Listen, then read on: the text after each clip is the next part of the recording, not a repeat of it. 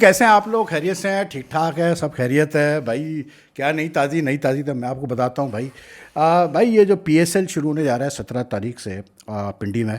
सिलसिला कुछ ऐसा है कि जो मुझे पता चला है कि काफ़ी भागदौड़ हो रही है कि जो फॉरेन प्लेयर्स खेले थे इस पीएसएल में, उनमें से कुछ को जो है राज़ी किया जाए कि वाकई खेल ले बाकी मैचेस। लेकिन सिलसिला ये बना है कि जी सुना ये है कि कुछ प्लेयर्स जो है, कुछ foreign players were not happy with the way they were dealt with by the PCB. जब ये कन्फ्लिक्ट स्टार्ट हुआ, जब इंडिया ने कन्फ्लिक्ट स्टार्ट किया पाकिस्तान के साथ, ठीक है ना, तो वो खुश नहीं थे जिस अंदाज से जो है हैंडल की गई चीज़ें।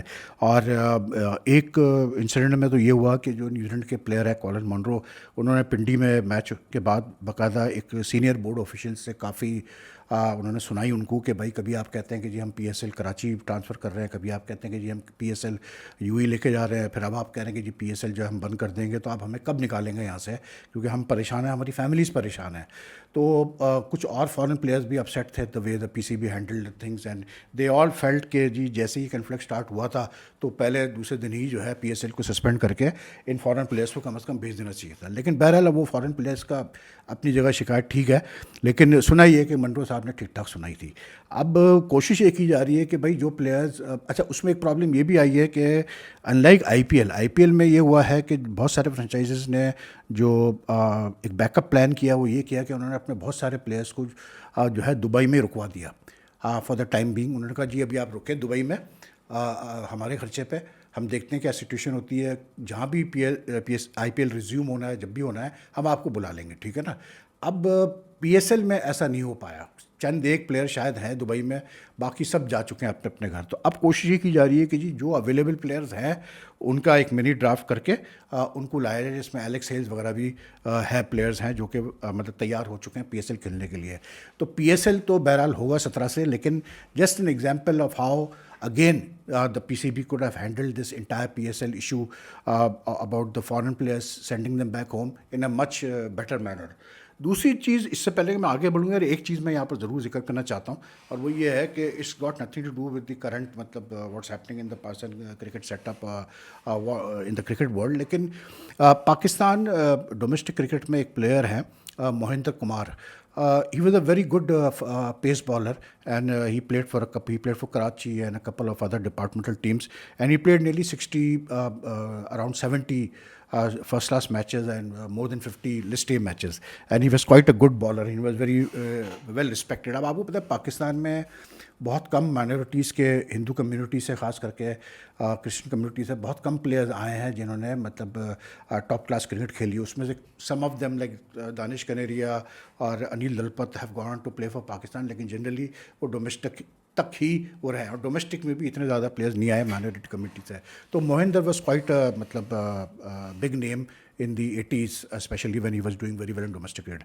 Unfortunately उस बेचारे को मतलब डायबिटीज़ और शुगर वगैरह के एलिमेंट्स है, तो उसकी because of that he had to have both his legs amputated recently.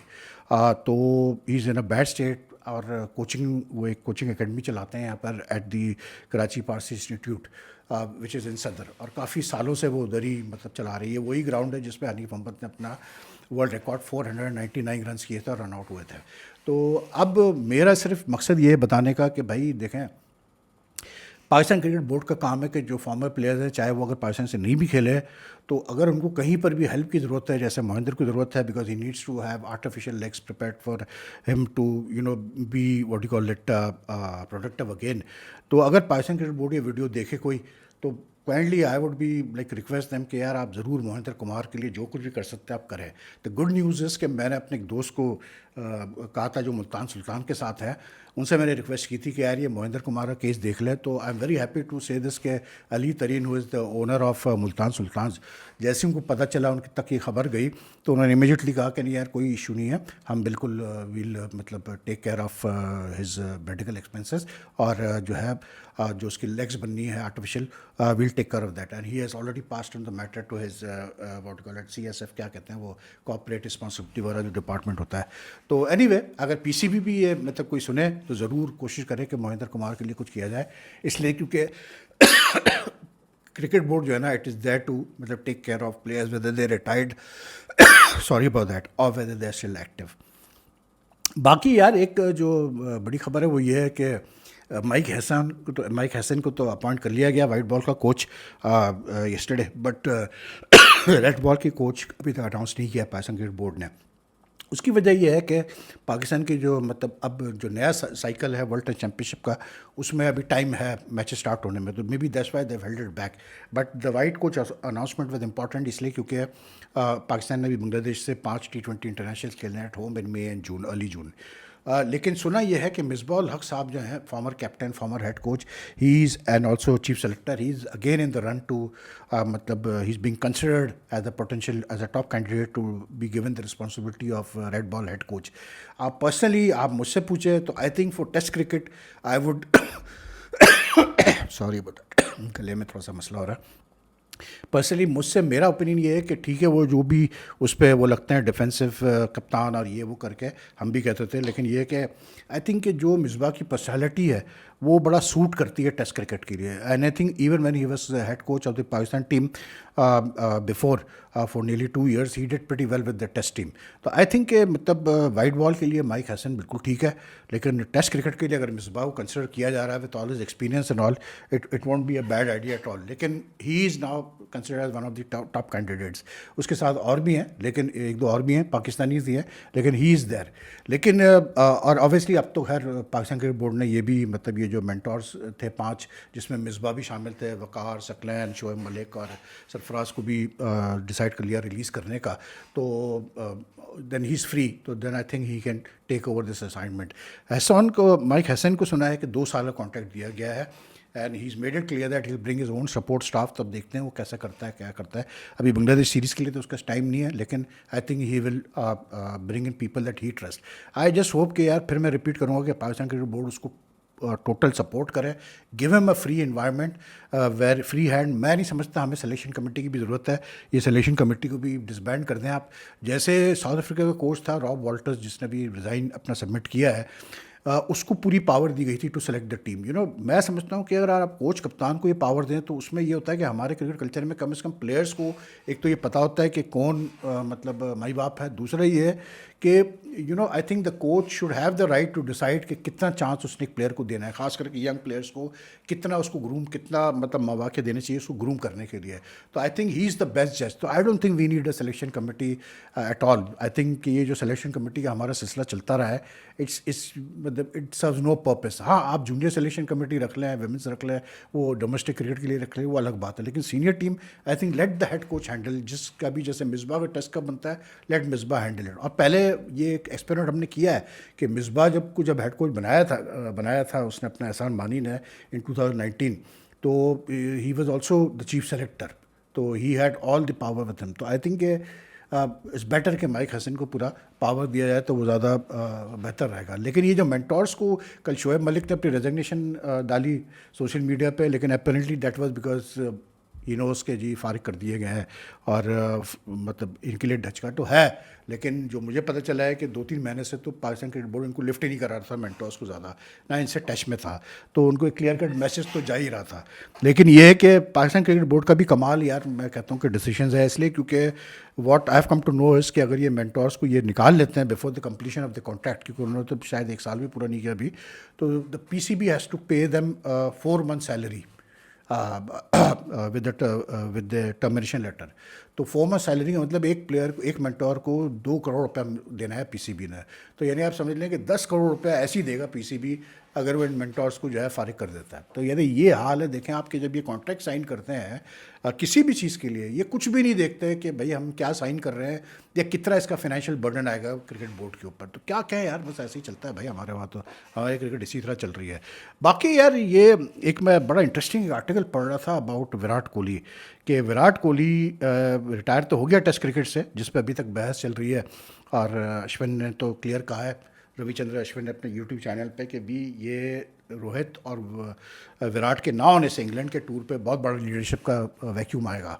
And I think he is very right, क्योंकि जब आप एक साथ 2 इतने बड़े सीनियर प्लेयर निकल जाते हैं, वो भी इतने मतलब इंपॉर्टेंट टूर पे, तो लीडरशिप वैक्यूम तो आता है, चाहे वो कप्तानी करे ना करे, लेकिन उनका ड्रेसिंग रूम में होना ही बहुत बड़ा फर्क पड़ता है। लेकिन टॉकिंग अबाउट कोहलीज रिटायरमेंट, तो वो आर्टिकल में ये था कि भाई क्या रिटायरमेंट से, ये जो सडन रिटायरमेंट अनाउंस किया है कोहली ने from what do call it taste cricket will it affect is brand value?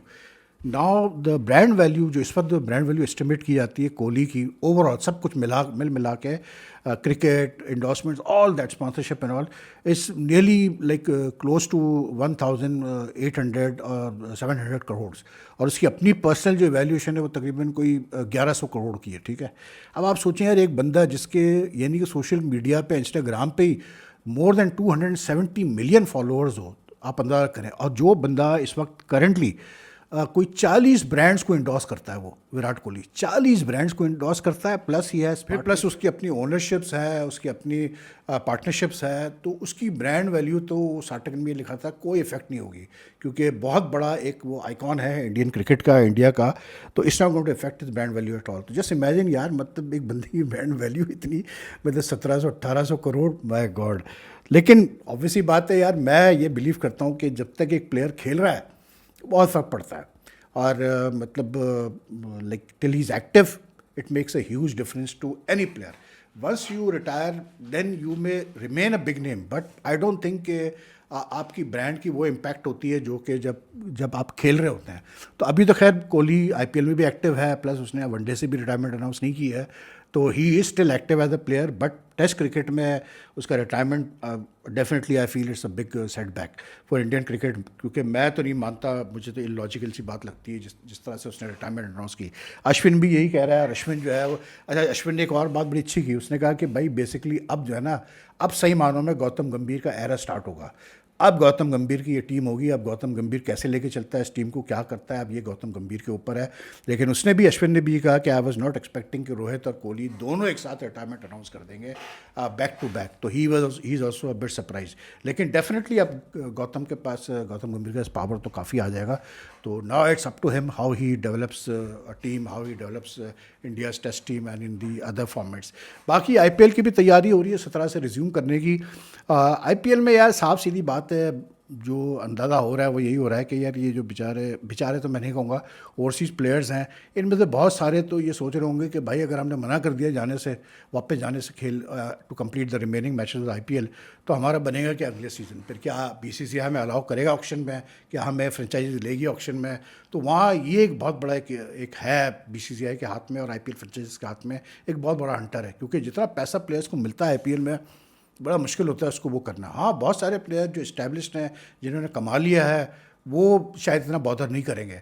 फिर प्लस जिन प्लेयर्स पे क्रिकेट बोर्ड का प्रेशर आएगा कि नहीं जी आप अब नहीं जा सकते हैं, तो वो एक अलग चीज़ है। जैसे साउथ अफ्रीकन क्रिकेट बोर्ड ने आज अनाउंस कर दिया कि भाई 26 मई को सारे प्लेयर्स ने जो कि who have been announce in the squad for the test, for the world test championship final against Australia, अब उसमें इतने ज़्यादा प्लेयर्स तो नहीं है जो आईपीएल में थे, लेकिन फिर भी रबाडा एक मेन है, निगेडी है, कैशव महाराज है, तो कुछ नाम है जो कि आईपीएल में खेल रहे थे। तो इन सबको अब जो है, ट्रिस्टन स्टब्स है, तो इन सबको जो है अब रायन रिकल्टन है, यानी कि तकरीबन 6-7 तो, इवन 5-6 तो साउथ अफ्रीका के प्लेयर्स भी जो है वो अवेलेबल। अब आई डोंट नो क्या वो आईपीएल आके खेलते हैं या 2 मैचेस खेल के चले जाते हैं।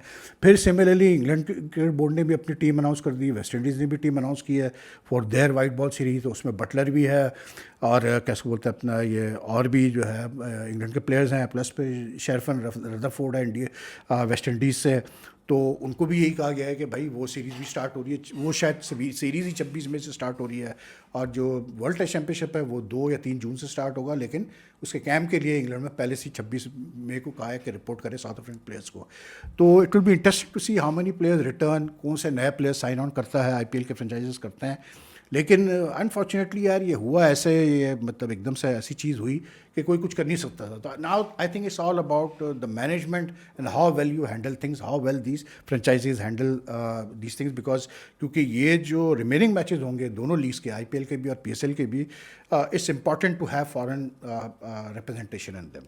तो anyway that's all for now यार। आपको अगर ये मतलब वीडियो पसंद आए तो लाइक एंड शेयर कीजिएगा। बाकी फिर आपसे मुलाकात करते हैं बहुत जल्द। अपना ख्याल रखिएगा। अल्लाह हाफ़िज़ जी।